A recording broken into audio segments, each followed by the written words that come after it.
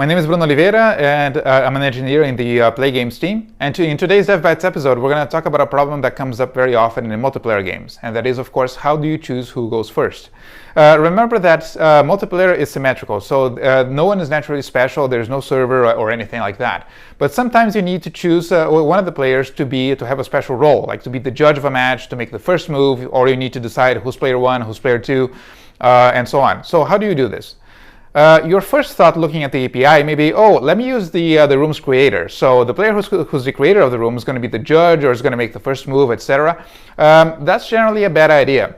And that's a bad idea because there's a funny thing that happens in automatch. Because automatch really means that we get a whole bunch of rooms and put them together into a single room. So when you have automatch players in the room, there will not necessarily be agreement on who was the room's creator. So that doesn't work as expected. So you may think, okay, I'm going to use the player ID, right? So everyone has a player ID. I'm just going to sort the player IDs, and whoever has the lowest player ID is going to be the first to play.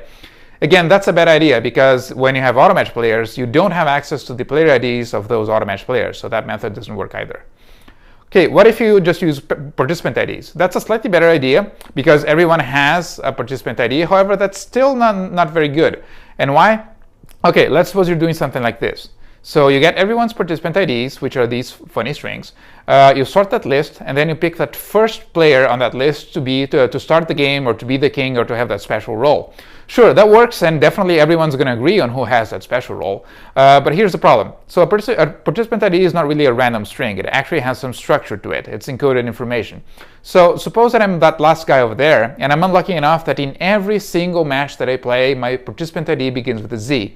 So if I'm unlucky enough that happens, then no matter how many matches I play, I'll never get to play first, I'll never get to be the king, I'll never get that special role in the game. So the game might be very boring for me. So we definitely don't want that to happen. So one of the ways you can solve that problem is you sort the list of participant IDs as before. Then you pick the first player on that list, but that player is not going to play the special role. His only responsibility is going to be to randomly choose who's going to be the king or to play first. After choosing that using some sort of like fair method, all you have to do is then broadcast to the other players that selection. And then everyone's going to agree that that player is going to be the king or the leader, and the choice was fair. So no one had the privilege of being the king many times.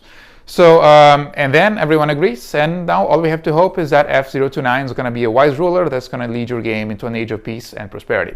That was it for today's Devbytes. Thank you.